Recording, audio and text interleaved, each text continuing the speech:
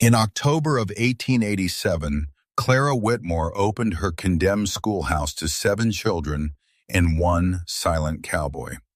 The children came to learn their letters.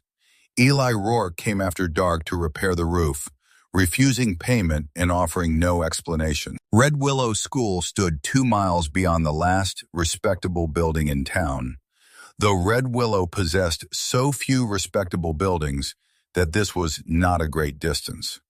The one-room schoolhouse leaned toward the east, as if listening for news from Nebraska. 2 windows were cracked, the chimney smoked in the wrong direction, and a white notice nailed to the door declared the structure unsafe. Clara removed the notice, folded it neatly, and placed it inside her desk. She had inherited the schoolhouse and its surrounding 4 acres from her Aunt Lydia, who had taught 3 generations of ranch children there. The deed contained one troublesome condition. If the school remained closed for 60 consecutive days, the property would revert to the county. 46 days had already passed. Clara wrote her name across the blackboard in firm, white letters. Miss Clara Whitmore. She turned so the children could see her face. I cannot hear you, she explained carefully. That means you must raise your hand, look directly at me, and speak clearly. It does not mean you may blame imaginary classmates for putting frogs in my desk. 7 solemn faces stared back at her. A small boy in the front row quietly closed the desk lid. Clara had lost her hearing to scarlet fever when she was 11. She could read lips when people faced her, speak clearly enough to be understood, and use the manual alphabet faster than anyone in Red Willow could gossip, which was saying something. She had brought teaching certificates from St. Louis, 63 books, 2 boxes of chalk, and no intention of surrendering her inheritance to people who mistook deafness for helplessness. The first lesson had barely begun when dust sifted from the ceiling. The children looked upward. A hammer struck somewhere above them. Clara did not hear it, but she felt a faint tremor through the soles of her boots. She marched outside and found Eli Rourke standing on a ladder with a bundle of cedar shingles across one shoulder. He was tall, broad through the chest, and dressed in a dark coat polished pale at the elbows. A faded scar crossed his jaw. Townspeople claimed he had once broken a foreman's arm, frightened 3 armed rustlers from a cattle camp, and gone an entire winter without speaking more than 20 words. Red Willow respected silence only when it came from the dead, so Eli's quietness made people suspicious. Clara planted herself beneath the ladder. You are disturbing my class. Eli looked down. His gaze moved to her mouth, showing that he understood how she needed him to listen. Roof's loose, he said. His voice was rough from disuse, but she read the words. I did not hire you. Snow Thursday. You cannot accept shingles as payment for a weather prediction. One corner of his mouth shifted. He descended, took the slate she offered him, and wrote in a compact hand, Children cannot study under snow. I will work after lessons. Clara studied him. I do not accept charity. He wiped the slate with his sleeve and wrote again, Neither do I. Before she could demand an explanation, a polished black carriage approached along the road. The man who stepped from it was Harlan Pike, manager of the Red Willow Cattle Company and the most carefully dressed liar in the territory. He smiled at Clara while keeping his eyes on Eli. The county inspection is in 3 weeks, Miss Whitmore.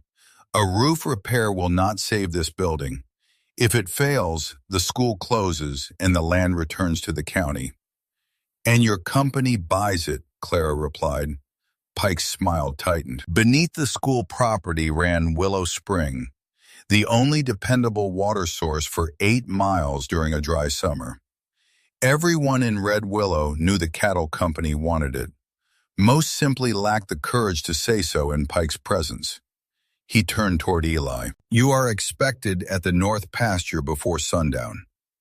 Eli glanced at the children watching through the windows. Then he looked at the broken roof. "No," he said. It was only one word, but Pike reacted as if the silent cowboy had delivered a speech from the governor's balcony. "You work for me." "Not tonight." Pike climbed back into his carriage. Before leaving, he looked at Clara and deliberately formed each word so she could read it. "When this building fails inspection, remember that you were warned." That evening, after the children had gone, Clara discovered Eli inside the schoolhouse, examining the underside of her desk. She prepared to order him out until she saw the name carved into the wood. Nell Rourke, 1874. Eli touched the letters once. His expression revealed more than his voice apparently ever did. "Your sister?" Clara asked. He nodded. Clara waited, but he offered nothing more. When she looked again, he had already picked up his tools. Long after sunset, she sat alone correcting 7 uneven pages of penmanship. Through the floorboards came a steady pattern of vibrations as Eli worked in the bell tower above her. 3 measured strikes. A pause. 3 more. Clara placed her palm against the wooden floor. On Eli's workbench lay a sheet of paper she had not yet noticed. It showed a drawing of the old brass bell connected to a wooden rail running down the wall and beneath the teacher's platform. He was not merely repairing the tower. Eli Rourke was designing a bell that Clara would never need to hear. Clara confronted Eli the next morning before he could climb the ladder. She placed his drawing of the bell mechanism on the teacher's desk and tapped it with one finger. "You intend to attach the bell to my floor?" Eli studied her face before answering. "Not the bell, a rail beneath it." He turned the paper around and added several lines. "A narrow wooden rod would descend from the bell tower, connect to a crossbeam beneath the schoolroom, and end under the raised platform where Clara stood while teaching. When the bell moved, the vibration would travel through the frame and into the floorboards." Clara examined the drawing twice. "Have you built such a thing before?" "No." "Then how do you know it will work?" "You felt my hammer." It was irritatingly sound reasoning. She crossed her arms. "Why repair a bell when the roof may not survive the inspection?" "The roof will survive." "You appear very certain of yourself." Eli considered this, then gave the smallest nod. Apparently, he found certainty a forgivable fault when supported by timber and nails. He removed a folded page from his coat. On it, he had listed everything wrong with the schoolhouse. 12 missing shingles, 2 weakened rafters, a cracked chimney collar, a rotting north sill, and 3 porch supports that had been placed directly on soil instead of stone. His estimate required $41 in lumber, lime, ironwork, and glass. Clara had $18.30. Her aunt's estate consisted mostly of books, furniture, and the school property itself. Selling the books would have been like burning the building to save firewood. Selling the land would deliver Willow Spring to Harlan Pike, which was precisely what the cattle company wanted. "I cannot pay you $41, she said. "Labor's not included." "I cannot pay for that either." Eli picked up the slate. "The old freight shed has seasoned pine. It belongs to the school parcel. We reuse it. $12 for the rest." Clara took the chalk from him. "I will pay $12 for materials. In exchange for your labor, I will provide supper and 1 hour of instruction each evening until the inspection." His brow tightened. "You can read," she continued, "but your spelling suggests you learn between cattle drives." He took the chalk back. "My spelling is adequate." Clara inspected the word and raised an eyebrow. Eli erased it and tried again. "My spelling gets the work done. So does a roof with no bell, yet here we are." For several seconds they regarded each other across the slate. Then Eli extended his hand. Clara shook it. Their agreement lasted less than an hour before acquiring 7 additional supervisors. She turned the repairs into lessons. The older children measured the schoolroom and calculated how many boards were needed for the damaged wall. The younger ones counted nails into jars and practiced writing the names of tools. Eli showed them how to test wood for rot with the point of a knife. Clara made him explain why a triangle strengthened a frame, then wrote his explanation on the blackboard for everyone to read. He did not speak more than necessary, but he never treated the children's questions as foolish. Even 8-year-old Samuel Cobb's inquiry about whether a roof could be made entirely from buffalo bones received a serious answer. By noon, Clara had discovered that Eli understood angles instinctively, but struggled with written fractions. Eli had discovered that Clara could keep 7 children working beside hammers, dust, and an open wall without permitting either chaos or injury. Respect arrived between them without ceremony. It simply removed its coat and joined the work. During the midday meal, one of the girls pointed toward Eli and signed something with quick fingers. Clara smiled. "What did she say?" Eli asked. "She said you look less frightening when you are eating pie." Eli glanced at the girl. "How do I answer?" Clara showed him the sign for thank you. His first attempt resembled a man brushing away a mosquito. The second was recognizable. That afternoon, a cattle company rider delivered Eli's final wages and a message from Harlan Pike. The money amounted to $6.40. The receipt claimed Eli had been charged $6 for a missing saddle blanket. "I returned it," Eli said. Clara compared the receipt with the figures in the company clerk's handwriting. The 6 had been inserted later with darker ink. "You should challenge this." "No. He stole half your wages. He has stolen worse." The words were quiet, but Clara read them clearly. Before she could ask what he meant, Eli folded the receipt and put it away. His expression closed like a gate. Snow began before sunset, 2 days earlier than he had predicted. It came hard from the northwest, whitening the road and erasing the foothills. The repaired section of roof held, but the wind made travel dangerous. Clara found Eli saddling his horse beneath the school awning. "Where will you go?" "Line cabin." "That is 3 miles away." "Closer to 4. You cannot see the road." "Horse can." The horse also believes fence posts are suitable companions. Eli looked at the animal. The horse did not defend itself. Clara pointed toward the schoolroom. "You may sleep beside the stove tonight. I live in the teacher's cottage behind this wall. The connecting door will remain locked." Eli nodded without argument, gratitude, or any suggestion that her boundary offended him. After supper, Clara gave him a spelling lesson. He repaired the loose legs of 2 desks while she corrected his sentences. When she retired to the cottage, she paused at the connecting door. Eli stood beside the stove with his blanket over one arm. He raised his hand and awkwardly formed the sign Clara had taught the children that morning, "Good night." His fingers were not quite right, but the meaning was unmistakable.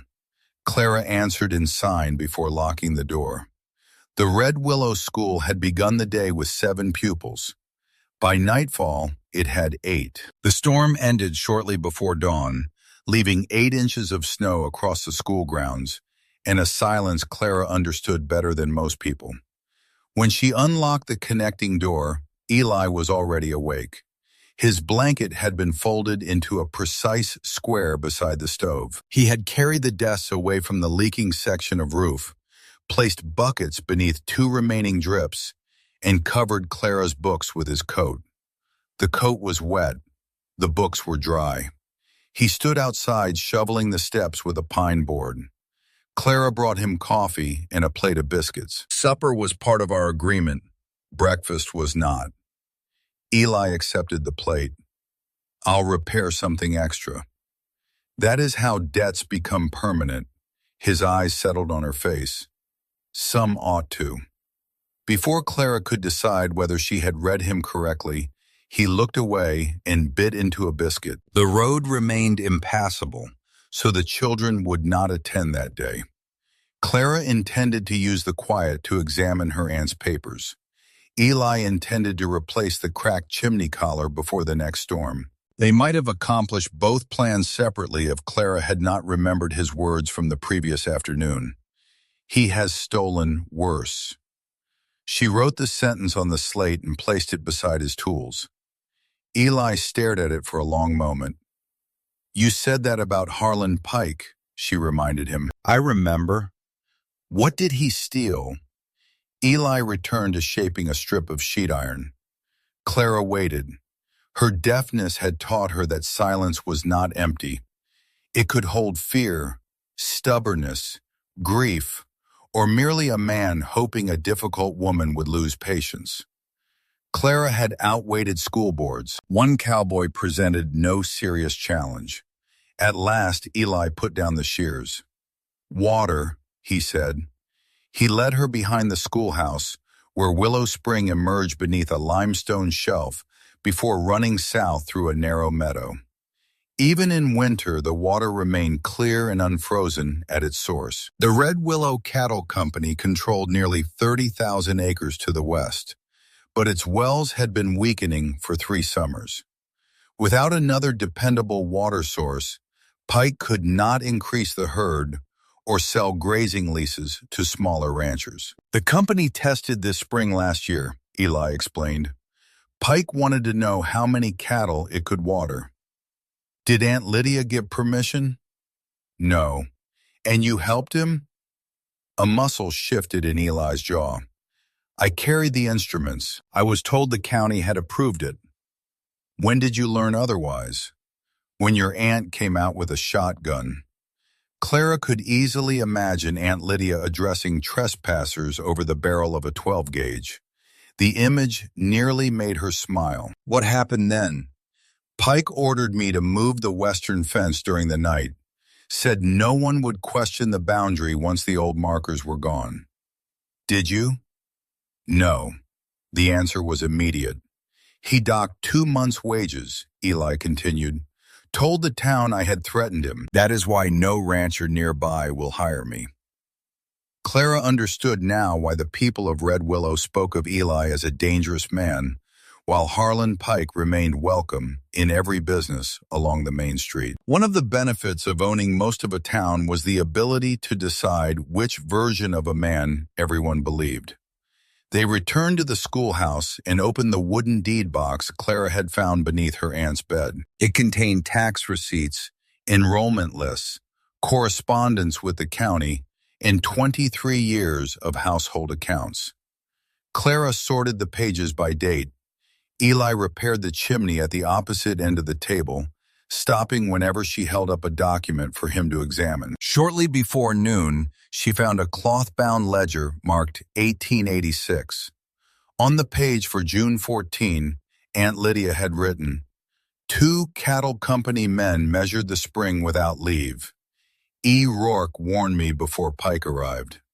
Pike claims county authority but showed no paper. Must protect original boundary stones." Clara turned the book toward Eli. Her aunt had written his name, not as a trespasser, as the man who warned her. "Why did you not tell the town she could support your account?" "She died before Pike accused me." "And you believed the ledger was gone?" Eli nodded. Clara closed the book carefully. "Then Mr. Pike has made his first mistake." "Only his first?" "The first we can prove. They carried the deed, ledger, a measuring chain, and 2 wooden stakes outside. The legal description placed the western boundary 400 yards from the spring, following a line between a split cottonwood and a triangular limestone outcrop. The cottonwood still stood. So did the rock. Halfway between them, Eli stopped. A newly painted survey stake protruded from the snow. The letters RWC had been burned into its side. According to the deed, the stake stood nearly 200 yards inside Clara's property. Eli reached down to pull it free. Clara caught his wrist. He immediately stopped. He did not ask why she had touched him or take advantage of the contact. He simply waited for her to release him. "Leave it," she said. "A stolen boundary is a claim. A marked stake is evidence." Eli looked from the stake to the ledger beneath her arm. Slowly, approval replaced anger in his expression. "What now?" he asked. "We measure its exact position. Then we find out who placed it." They recorded the distance from both original landmarks. Clara sketched the location, while Eli marked the date and weather in the margin. When they finished, he covered the stake with an empty flour sack to protect its paint. On their return, a county rider was waiting beside the schoolhouse. He handed Clara a sealed notice and departed without dismounting.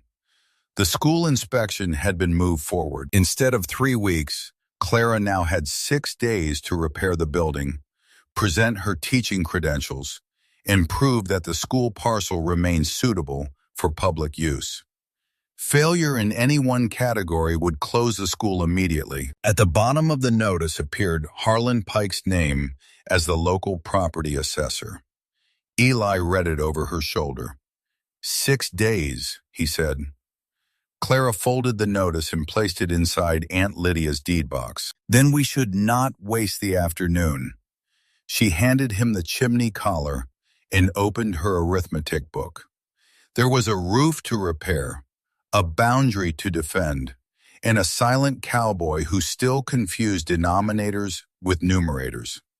Harlan Pike had shortened her time. He had not shortened her resolve. With 5 days remaining, Clara rode into Red Willow, carrying Aunt Lydia's ledger, the school deed, and a list of county records she intended to examine. Eli offered to accompany her. "I can reach town without supervision," she said. "I know. Then why come?" He pointed to the wagon behind his horse. Glass, lime, nails. Clara looked at the empty wagon and realized he had planned the supply trip before she mentioned hers. "You might occasionally explain yourself. You might occasionally wait." Neither apologized, but they traveled together. At the county office, Clerk Edwin Lathrop regarded Clara's teaching certificate as though deafness might be contagious through paper. He spoke while looking down, forcing her to interrupt him. "Face me, please." Lathrop reluctantly raised his head. Clara requested the original survey plat for the school parcel. He searched one cabinet, then another, although his expression suggested he already knew what was missing. "The assessor borrowed it," he finally admitted. "Harlan Pike? He is the only assessor we have." "When did he borrow it?" Lathrop checked the register. 11 days ago. "Has he returned it?" "No." Clara opened the public record book and copied the entry, including Pike's signature. Then she pushed the book back toward Lathrop. "Please write that the plat remains in Mr. Pike's possession as of today." "That is unnecessary. It will become necessary the moment he denies having it." Lathrop looked unhappy, but he made the notation. Clara waited until the ink dried. Harlan Pike was standing outside when she left.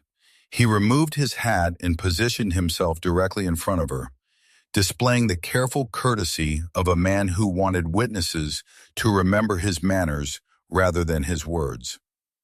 "I will offer you $500 for the school property," he said. $500 could purchase a good house in town and leave enough for Clara to open a private classroom. Pike knew that. He also knew Willow Spring was worth several times more. "The property is not for sale. You cannot repair that building in 5 days. 4 days now. Then take the money while the choice is still yours." Clara met his gaze. A generous offer generally loses its shine when accompanied by a shortened inspection and a stolen survey plat. For the first time, Pike forgot to smile. Across the street, Eli stopped loading window glass into the wagon. Pike noticed him, but kept his attention on Clara. A woman in your position should be careful about accusing respectable men. A respectable man would return the county's map. She walked away before he could reply. On Friday morning, Clara sent each child home with a written invitation for a school repair day. She expected resistance. Pike controlled grazing contracts, extended credit through the company store, and employed nearly half the able-bodied men in the district. At 8 o'clock Saturday morning, only Samuel Cobb and his father appeared. By 9, 2 mothers arrived carrying paint and a basket of food. At 10, 3 wagons came over the eastern rise. No one announced that they had chosen Clara's side. They simply brought tools. Mrs. Alvarez repaired curtains while her sons cleared snow from the foundation. Amos Cobb reset the porch supports on flat stones. 2 older boys scraped soot from the chimney. Clara divided the work into crews, recorded every donated board and nail, and turned the measurements into arithmetic lessons for the children. Eli took instructions from her without protest. This astonished several of the men more than Clara's deafness did. By afternoon, the cracked windows had been replaced, and the north sill rested on fresh stone. Eli finished installing the wooden rail from the bell tower to the beam beneath Clara's platform. He climbed down and brushed sawdust from his sleeves. Ready. Clara stood at the front of the schoolroom. Eli started toward the bell rope, then paused to show her a new sign he had learned from the children. Careful. She smiled despite herself and placed both palms against the teacher's desk. Eli pulled the rope. The brass bell moved above them. Clara heard nothing, but a clear vibration traveled through the tower frame, down the wooden rail, and into the floor. It rose through her boots and fingertips, strong, measured, impossible to mistake. Around her, the children cheered. She could not hear them either, but she saw every open mouth and shining face. Clara looked toward Eli and signed one word. Again. He rang the bell a second time. This time the adults placed their hands against the desks and walls. They felt what Clara felt. For one brief moment, everyone in the room understood that sound was not the only way a warning or a welcome could reach a person. After the volunteers departed, Amos Cobb lingered beside the stove. He glanced toward the windows before speaking. I made those painted survey stakes for Pike, he told Clara. 12 of them. He said the county ordered a new boundary around the spring. Did you keep his order? Amos shook his head. But the lumberyard account might show who paid for the wood and paint. Clara added the information to Aunt Lydia's ledger. They now had Pike's possession of the missing plat, the unauthorized stake, and a witness who knew where it had been made. Outside, Eli rang the new bell once more. Clara felt it beneath her feet. The schoolhouse no longer leaned as if it were waiting for news. For the first time in years, it seemed ready to deliver some. County Superintendent Jonas Weller arrived on Monday morning with a leather case, a measuring rod, and Harlan Pike seated beside him in the carriage.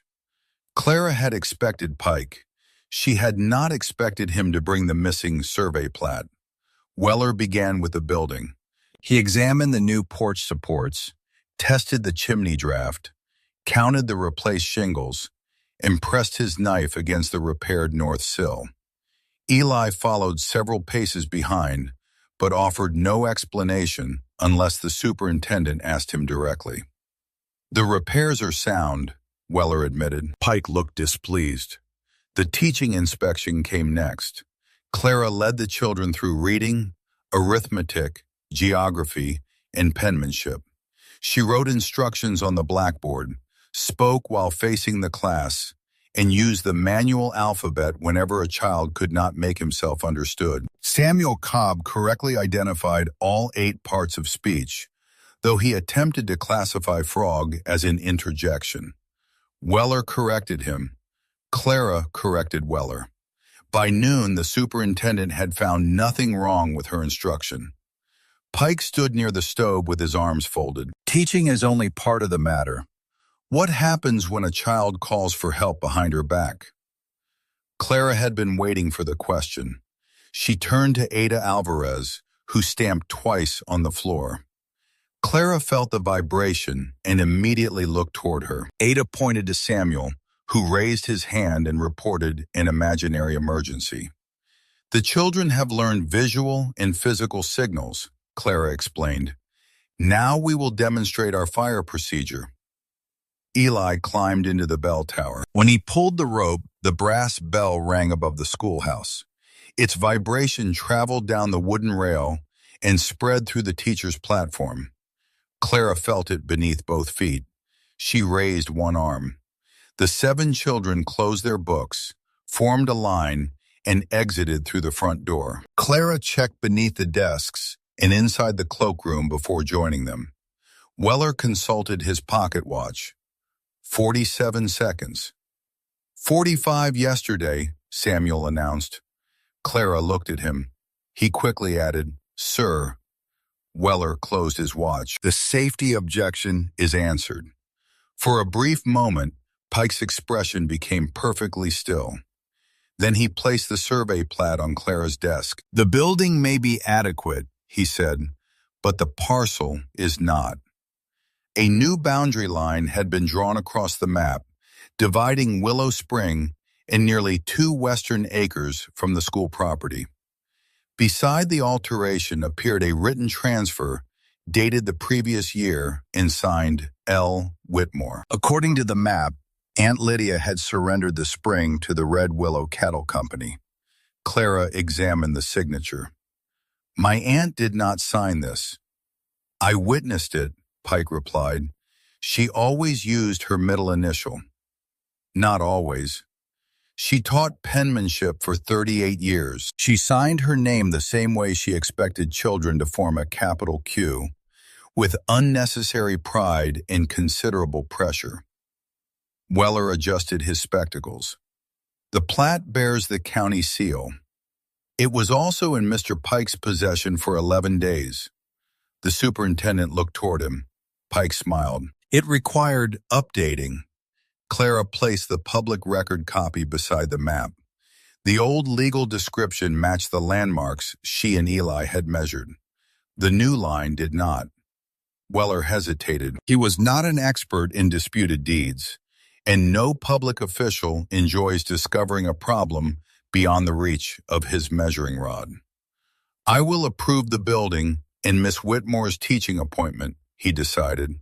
"The school may remain open temporarily. However, a public school must possess dependable water. The county board will examine the boundary claim in 10 days. "And if they accept this map?" Clara asked. "The spring becomes company property. The school will be declared unsuitable and closed."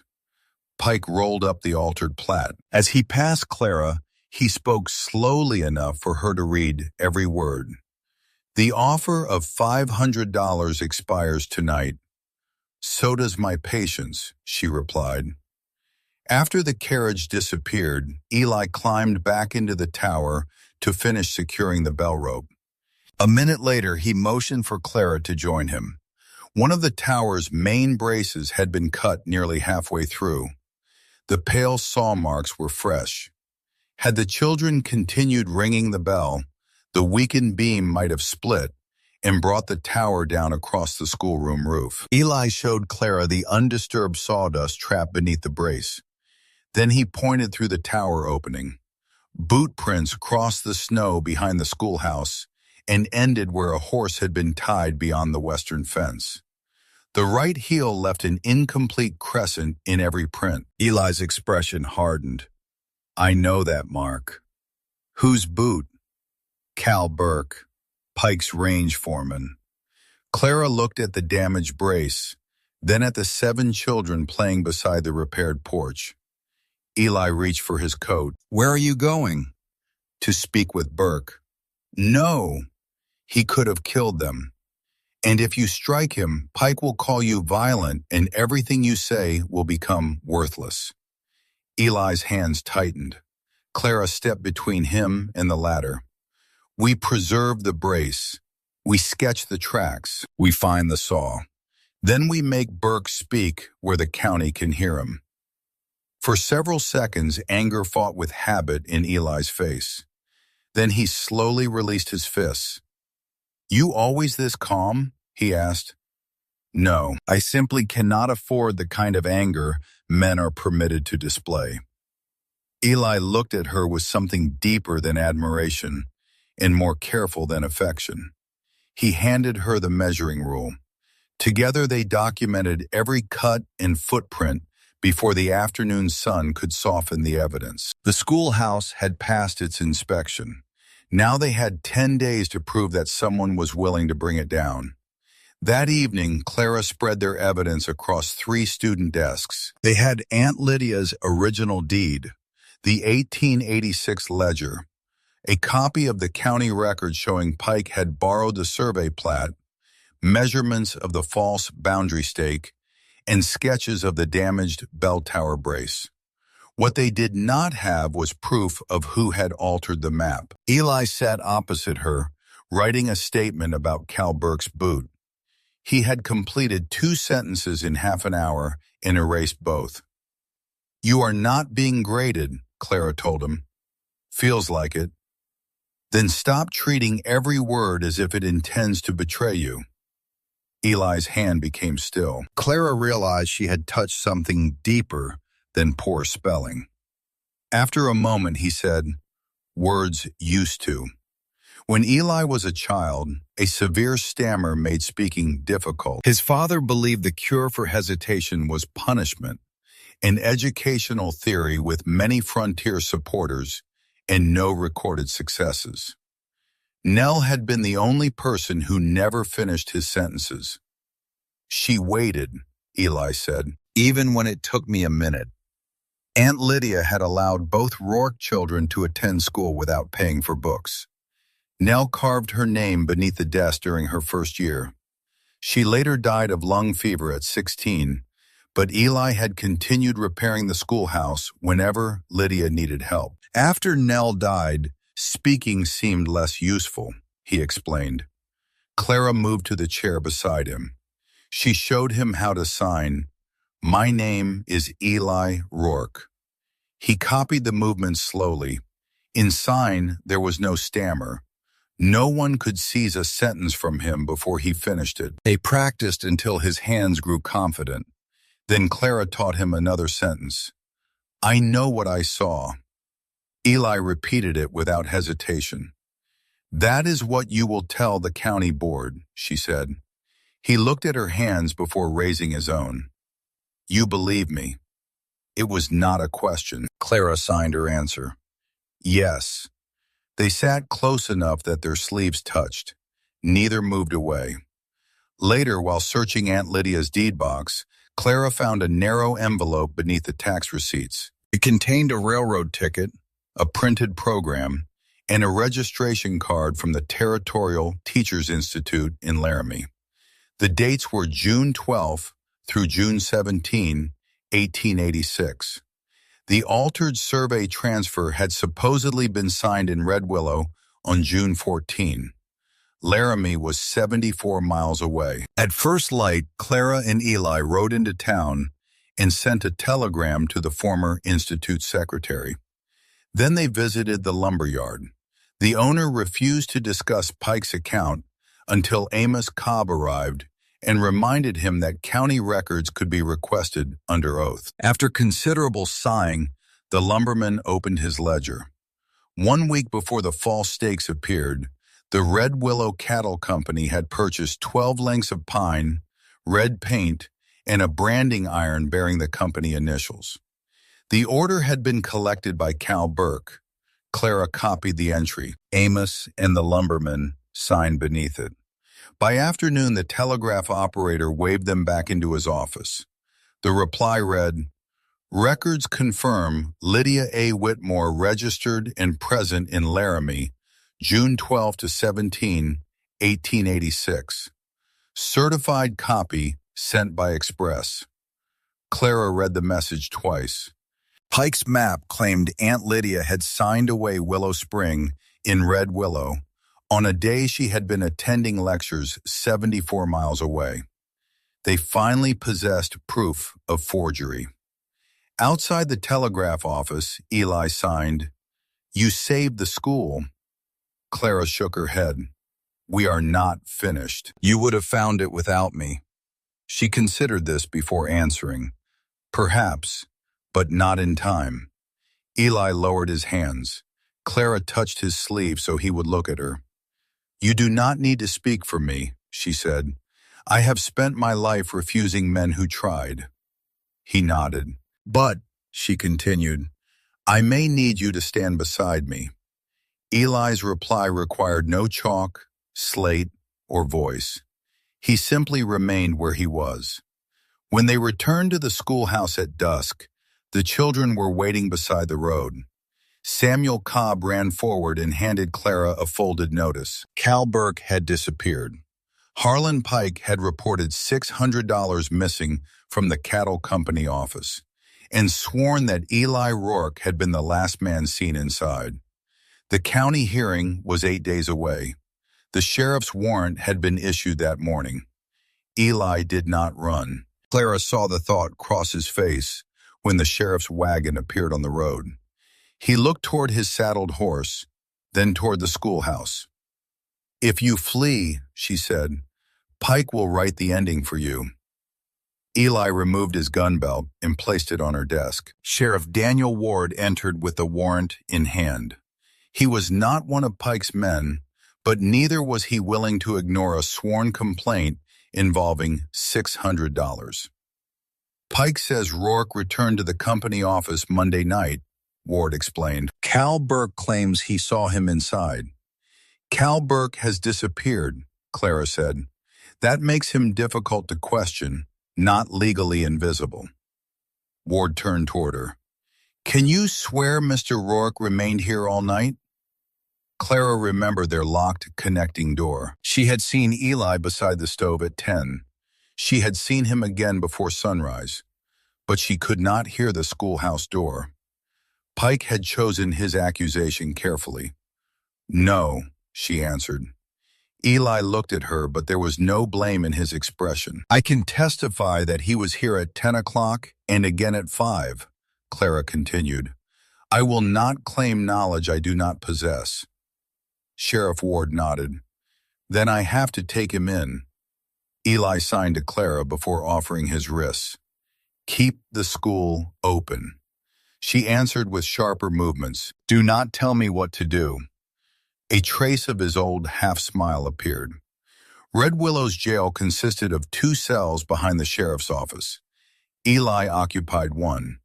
The other contained a traveling salesman who had attempted to settle a hotel bill with a goat and considered himself a political prisoner. Within an hour of Eli's arrest, Pike visited Clara. He stood beside his carriage, beyond the sheriff's window. "Sell me the property," he said. "I will withdraw the boundary claim, and Burke's accusation against Rourke may prove to be a misunderstanding." "Burke's accusation or yours?" $500. You leave with your reputation intact, and Rourke leaves without chains. Clara removed a notebook from her satchel and wrote down his exact words. Pike's confidence faltered. "What are you doing?" "Preserving your generosity for the county board." He walked away without another word. Clara spent the afternoon examining the documents attached to the complaint. Sheriff Ward allowed it because they were public filings and because Clara's expression suggested refusal would merely postpone the inevitable. The cattle company cash book recorded a balance of $1,842 on Monday evening. A later entry deducted the missing $600 and named Eli. But at the bottom of the page, the original balance, $1,842, had been carried forward into Tuesday's account. The numbers did not lie gracefully. The theft entry was added afterward, Clara told Ward. If $600 had actually disappeared before the book was closed, Tuesday should begin with $1,242. Ward examined the figures. Could be a clerk's error. It could, but then the clerk also forgot to change the total, copied the mistake into a sworn statement, and used darker ink for precisely one entry. She placed Eli's final wage receipt beside the cash book. The same darker ink had been used to add the false charge for the saddle blanket. One hand altered both records. Ward's expression grew less comfortable. Clara next visited the railroad depot. The ticket agent remembered Cal Burke because Pike's company had purchased his passage on the eastbound train the same morning the theft was reported. Burke had not disappeared without help. He had traveled under a cattle company pass authorized by Harlan Pike. The agent signed a statement confirming it. At dusk, Clara brought copies of everything to Eli's cell. He stood when she entered. Pike offered to release you if I sold the school. Eli's face hardened. Take it. No. Clara, she raised one hand, stopping him. The school exists because children must learn that truth matters, even when a powerful man finds it inconvenient. I will not save it by rewarding a lie. He can hurt you. He already tried. He can do worse. So can I. The traveling salesman applauded from the next cell. Clara ignored him. Eli moved closer to the bars and signed carefully. I do not want you to lose your home because of me. Clara answered, It is not only my home now. Neither of them moved. The bars remained between them, but for the first time, Eli understood that Clara was not standing beside him out of duty. She had chosen his cause as deliberately as he had chosen hers. Sheriff Ward entered with the railroad agent's statement. I have telegraphed the marshal in Rock Springs, he said. If Burke stayed on the train, they will find him by morning. He unlocked Eli's cell. The evidence is sufficient to release you pending inquiry. Do not leave the district. Eli stepped into the office, but freedom lasted only as long as it took Amos Cobb to burst through the front door. He was breathless and covered in mud. Willow Spring has stopped running, he said. Someone blasted the limestone channel beneath the school. Clara looked toward Eli. Without the spring, the county could close the school before the boundary hearing ever began. Pike had failed to buy the land. Now he intended to destroy the reason anyone wanted it. Willow Spring had not vanished. It had been forced underground. Eli found fragments of limestone scattered across the dry channel, each marked with black powder burns. Whoever placed the charge had understood the spring's structure well enough to collapse one passage without destroying the entire shelf. Clara watched him trace the empty streambed. You know where the water went. Eli did not answer. He mounted his horse and rode toward the abandoned company line cabin. When he returned an hour later, he carried an oilcloth packet that had been hidden beneath a loose floorboard. Inside was a detailed survey of Willow Spring. It showed the spring's underground passage, the natural outlet beneath the school property, and a proposed western channel leading toward cattle company land. At the bottom appeared Harlan Pike's authorization and Eli Rourke's signature. Clara looked up at him. You signed this. Before your aunt confronted us, Pike said the county had approved the survey. Why did you keep it? Insurance. Against Pike? Against everyone. If Eli submitted the survey, it would prove that Pike had planned to divert Willow Spring more than a year earlier. It would also prove that Eli had entered the property and helped measure the water without Lydia's permission. He could face charges for trespass or conspiracy. You should have shown me this sooner, Clara said. I know. Were you waiting until there was no other choice? Yes. It was an honest answer and therefore more difficult to forgive than a clever one. Clara folded the document. Then we use it now. Eli looked toward the sheriff. It may put me back in that cell. Perhaps. You still think I should hand it over? I think the part that shames you is also the part that proves Pike lied to you. For several seconds, he stood motionless. Then he took the survey to Sheriff Ward and gave a complete statement. Speaking took time. Ward waited. When Eli's voice failed him, he used sign, and Clara interpreted only after receiving his permission. He concealed nothing, not the unauthorized measurements, not his signature, and not the fact that he had hidden the survey for more than a year. When he finished, Ward folded the pages. You may answer for trespass, the sheriff said, but this looks considerably more like a deceived employee than a criminal partner. Eli glanced at Clara. She did not smile, but she remained beside him. Using the old survey, they found the blockage 30 yards west of the natural outlet. The blast had dropped several tons of stone into the passage and redirected the water into Pike's unfinished trench. Eli designed a timber crib to hold the loose limestone while the men reopened the original channel. Clara divided the volunteers into shifts, recorded each hour of labor, and sent signed descriptions of the damage to Superintendent Weller. She also kept the school operating. Mrs. Alvarez taught reading inside, while Clara moved between the classroom and the spring. The older children prepared written accounts of what they had observed, though Clara carefully kept them away from the excavation. By midday, the certified record from Laramie arrived. It confirmed that Lydia Whitmore had attended the Teachers Institute throughout the week of the supposed property transfer. By 3, Sheriff Ward received another telegram. Cal Burke had been arrested in Rock Springs. In his possession were $80 from Pike, the company pass, and a saw with red paint caught near its handle. A deputy was bringing him back. The proof chain was almost complete. Near sunset, Eli drove the final timber wedge into the crib.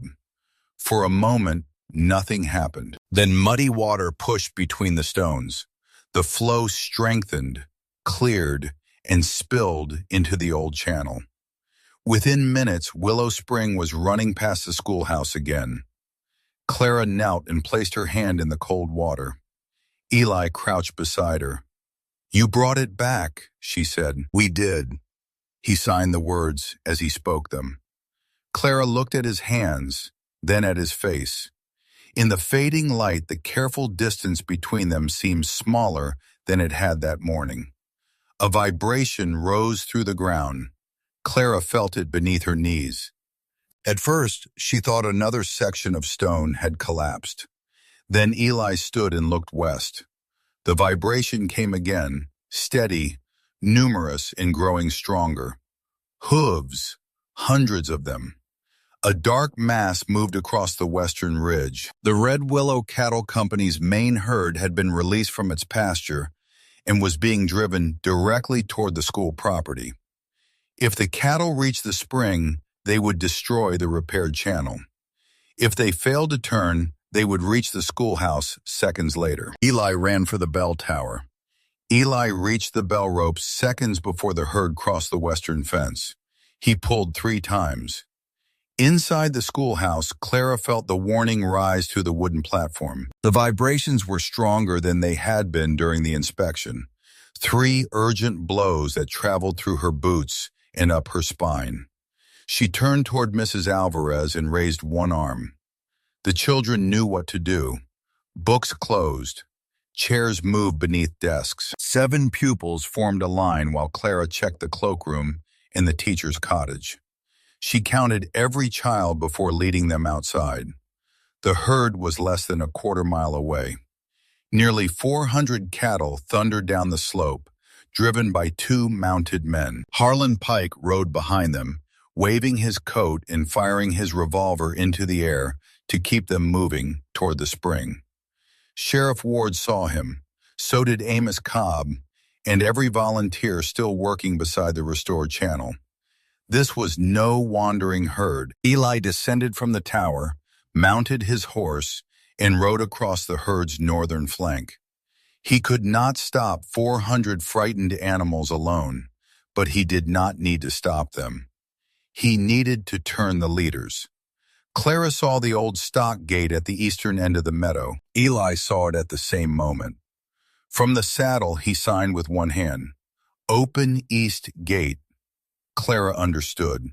She sent Amos toward the gate and ordered the other volunteers to stretch the repair canvas along the schoolyard's western edge. Mrs. Alvarez and two mothers joined them, holding curtains, blankets, and coats to create a moving wall of color. The children remained behind the limestone shelf under the supervision of the oldest Alvarez boy. Clara took one end of the canvas herself. The first cattle reached the schoolyard. They hesitated at the flapping barrier.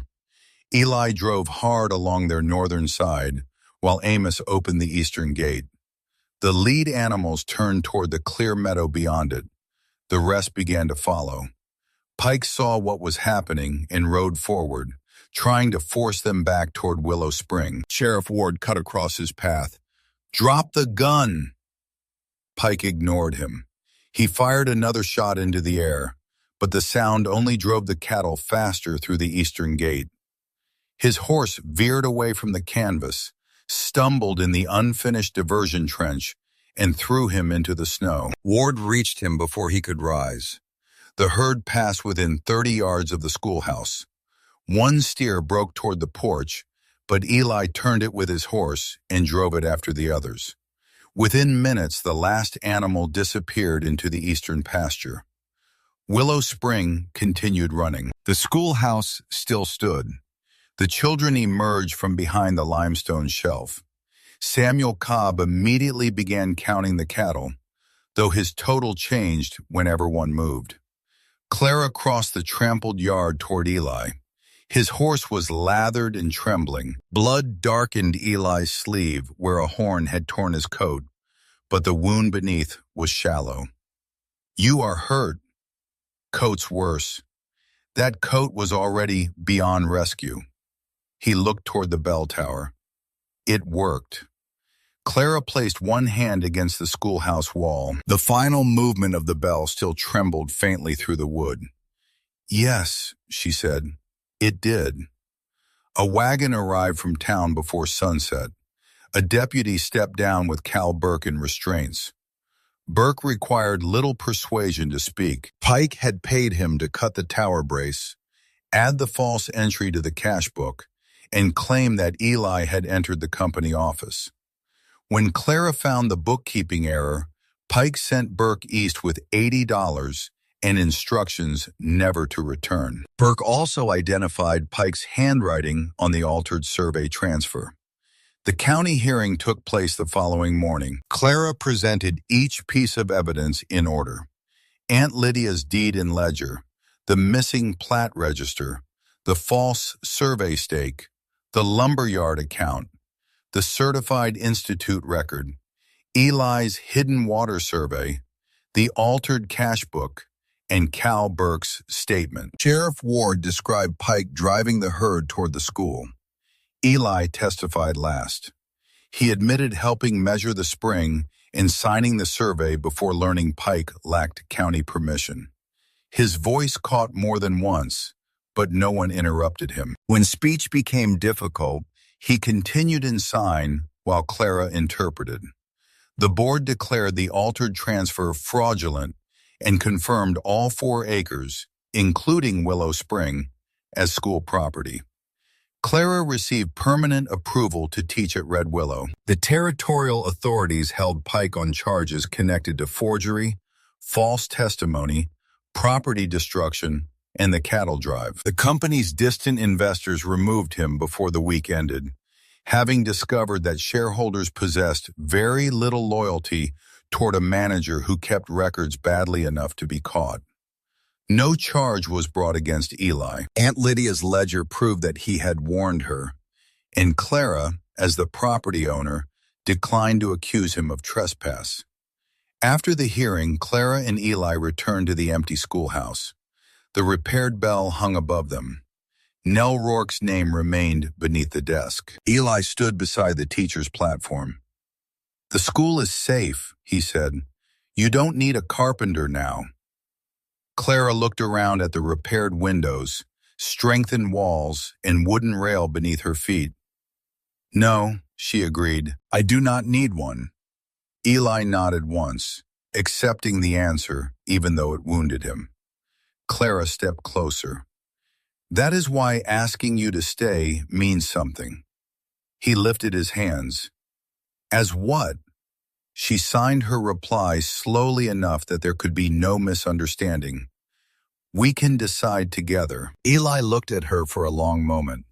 Then he placed his hand against the teacher's desk, directly above his sister's carved name. "I would like to stay." Clara covered his hand with hers. "Then stay." Above them, the brass bell moved gently in the winter wind.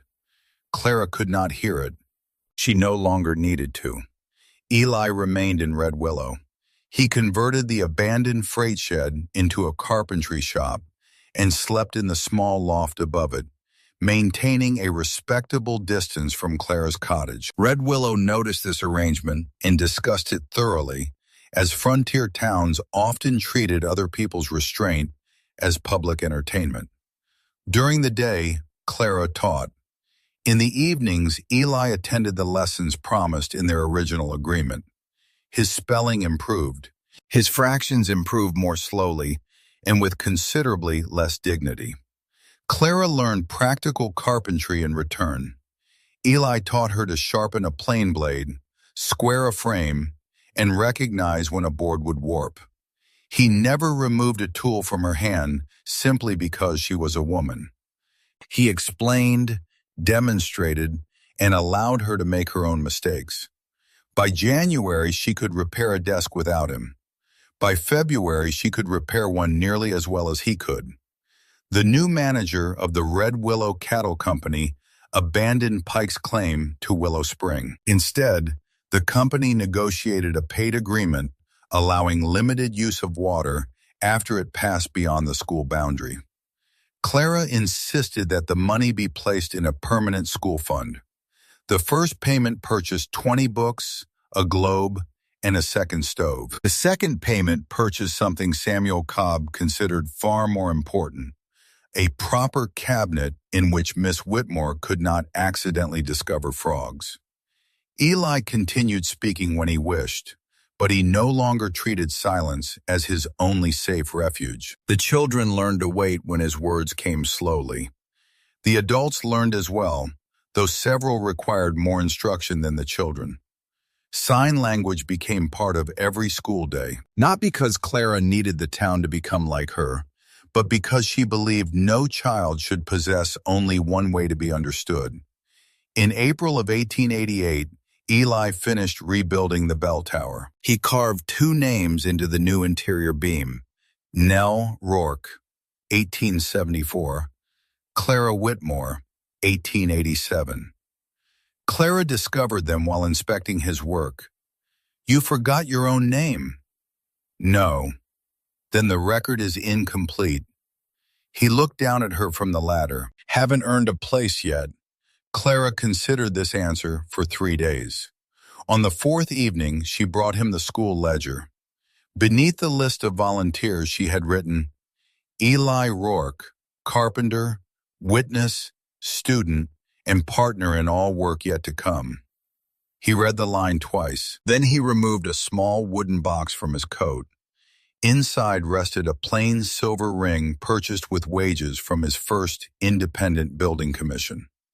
Eli asked his question aloud and in sign at the same time. "Clara Whitmore, will you build a life with me?" Clara looked at the ring. "I have conditions." I expected several. "I will continue teaching. The school property will remain protected for the children.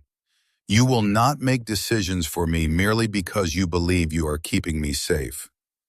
Eli nodded. "My condition," he said, "is that you grant me the same courtesy." Clara smiled. "Agreed." They married beneath the school bell in June. But marriage was not the end of what they built. Within 5 years, enrollment grew from 7 children to 32. Eli added a second classroom while Clara trained another teacher. The school accepted children who were deaf, children who struggled to speak, and children other schools had dismissed as slow. Clara proved remarkably intolerant of the word uneducable. Eli opened evening classes for ranch hands and laborers who had never learned to read. At first, he sat among them as a student. In time, he taught practical geometry and woodworking, using both spoken English and sign. The man Red Willow had once feared for his silence became the man people trusted to give nervous learners enough time to finish. Clara never became dependent on him. She became accustomed to relying on him, which was a different matter entirely. He relied on her just as openly. She kept the accounts and negotiated contracts. He maintained the buildings and protected the spring. They argued over roof designs, expenditures, and whether children truly required that much pie at school celebrations. Neither won consistently.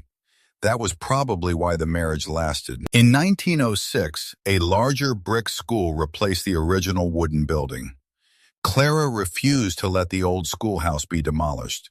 It became a library and community classroom, with Aunt Lydia's desk preserved beneath the front window. Nell's carved name remained beneath it. Eli moved the brass bell to the new tower and built a stronger vibration rail through the main hallway. On the first morning of every school year, Clara stood with one hand against the wood, while the oldest student pulled the rope.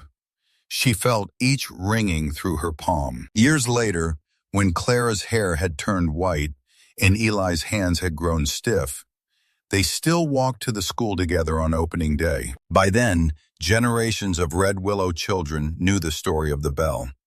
Not as a story about something Clara lacked, but as proof that a community could change the way it called people home. Eli had once believed words belonged only to those who could speak without difficulty. Clara had once believed accepting help meant surrendering freedom.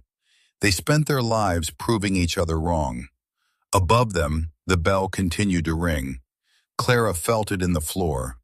Eli felt it in the wooden rail he had built. And between them, as it had from the beginning, understanding required no sound at all.